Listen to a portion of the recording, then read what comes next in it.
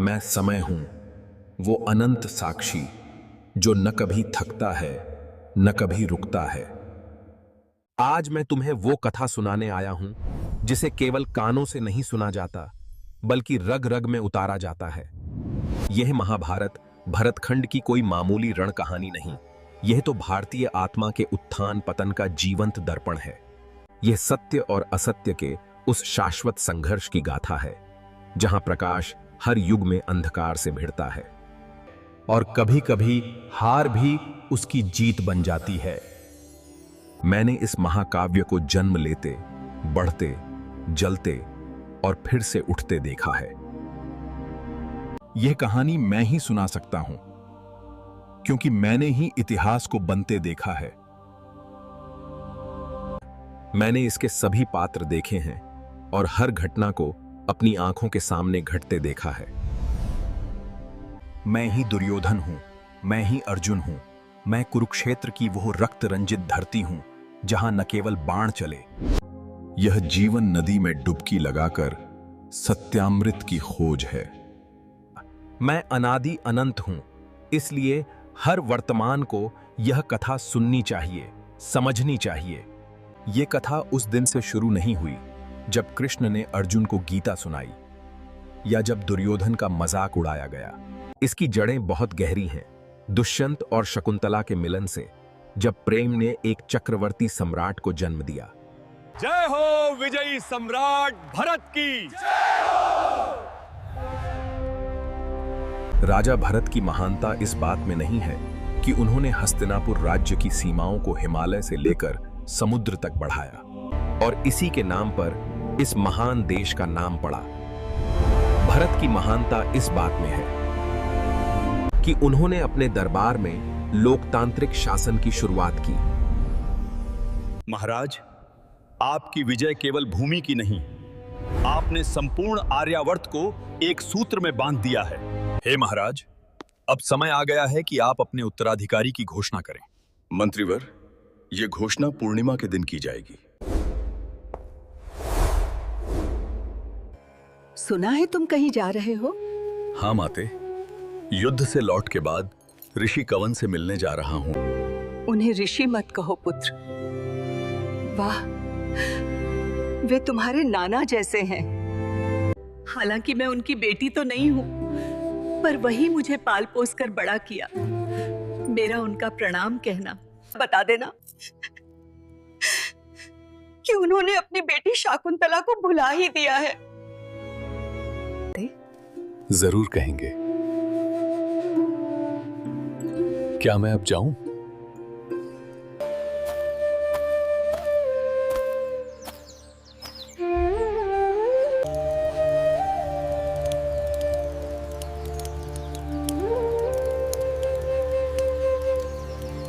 गुरुदेव। गुरुदेव, आपके चरणों में मेरा प्रणाम। कृपया आशीर्वाद प्रदान करें। वत्स भरत, तुम्हारी माता कुशल तो हैं? गुरुदेव, वे आपका अत्यंत आदर करती हैं, किंतु कभी-कभी ये शिकायत भी करती हैं कि आपने उन्हें स्मरण करना छोड़ दिया। गुरुदेव, मेरे 9 पुत्र हैं, पर मैं निर्णय नहीं कर पा रहा कि उत्तराधिकारी कौन हो। तुमने पृथ्वी को जीत लिया भरत, पर स्वयं को नहीं जीता। जब तक तुम स्वयं को नहीं जीतोगे, न्याय नहीं कर पाओगे। पहले स्वयं को जीतो, तुम्हें अपने सवाल का जवाब मिल जाएगा।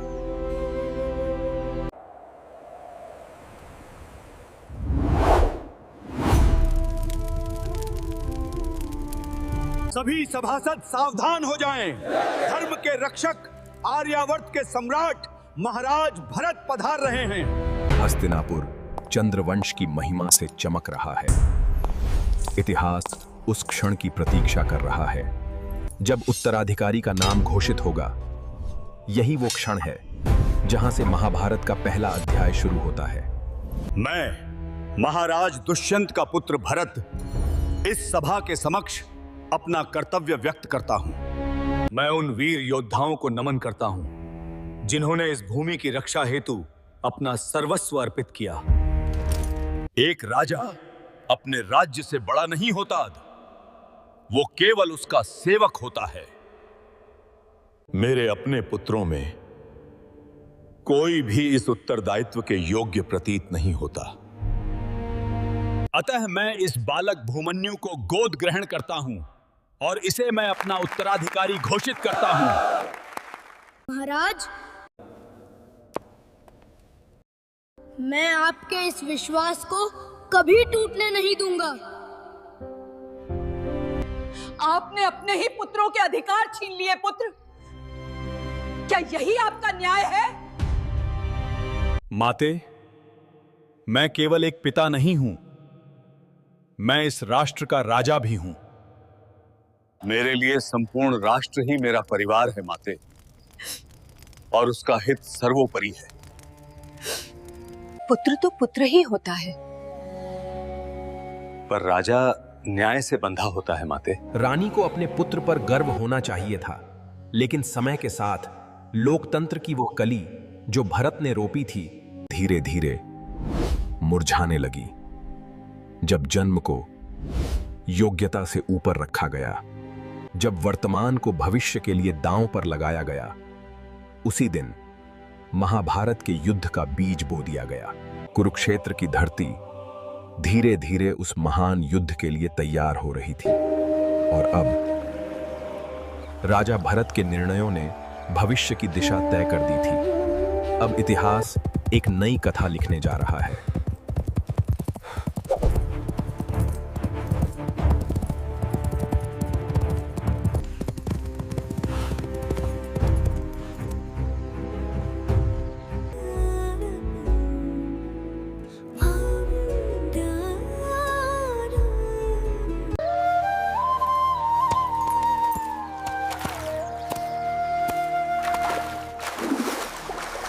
मैं शांतनु हूं,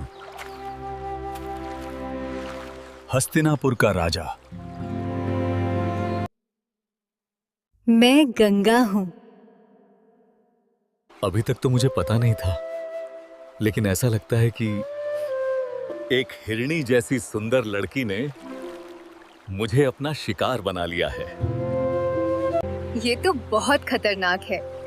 हस्तिनापुर का राजा स्वयं शिकार बन जाए। राजा के बिना हस्तिनापुर वैसा होगा जैसे धनुर्धर बिना धनुष के।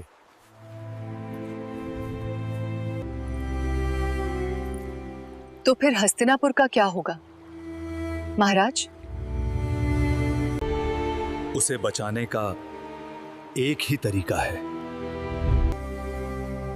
तो वो तरीका आपको तुरंत अपनाना चाहिए महाराज।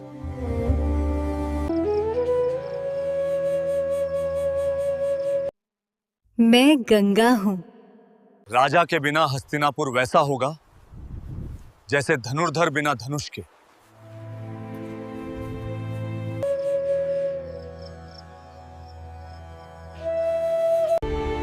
उसे बचाने का एक ही तरीका है। तो वो तरीका आपको तुरंत अपनाना चाहिए महाराज।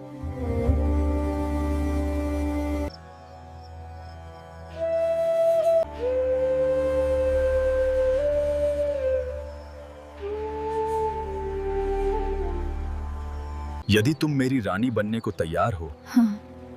तो हस्तिनापुर और मैं दोनों सुरक्षित रहेंगे। मैं ये प्रस्ताव स्वीकार कर सकती हूँ, लेकिन हमारे शब्दकोश में लेकिन जैसा कोई शब्द नहीं होता। तुम्हें मुझसे एक वचन देना होगा। तुम कभी मुझसे कोई प्रश्न नहीं करोगे, मेरे किसी भी कार्य में हस्तक्षेप नहीं करोगे। मैं वचन देता हूं, मैं कभी तुम्हारे कार्यों में हस्तक्षेप नहीं करूंगा और तुमसे कोई प्रश्न नहीं करूंगा। जिस दिन तुमने ये वचन तोड़ा, मैं तुम्हें छोड़कर चली जाऊंगी।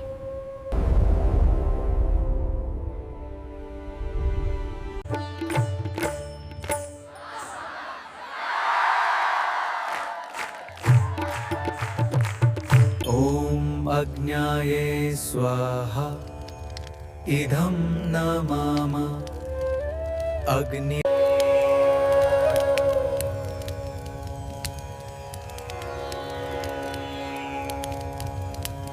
पहली बार मुझे लगता है कि मुझे कवि होना चाहिए था।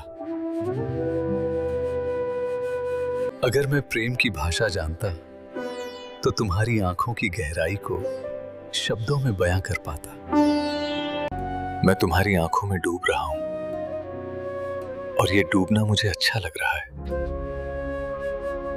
अपने राज्य को मत भूलो आर्यपुत्र। हस्तिनापुर के लोग तुम्हें दोष देंगे। अभी मैं केवल तुम्हारे साथ हूं। राज्य और कर्तव्यों को भूल चुका हूं।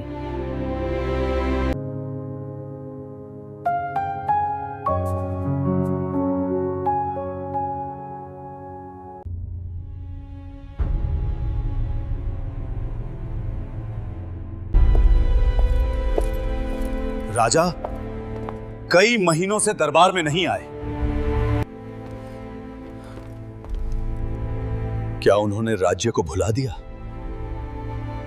राजा भी मनुष्य होता है, उसे भी प्रेम और सुख का अधिकार है।